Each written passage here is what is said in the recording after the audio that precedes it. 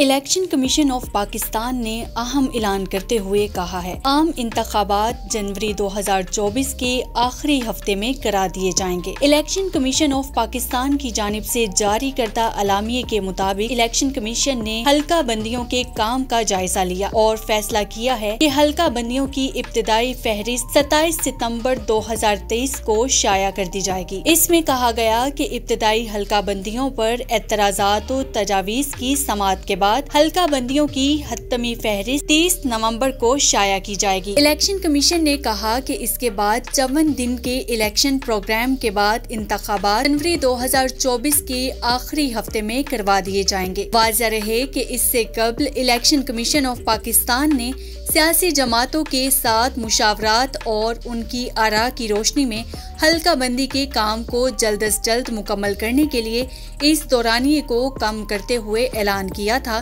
कि हल्का बंदी की हतमी इशाअत अब 30 नवंबर 2023 तक कर दी जाएगी।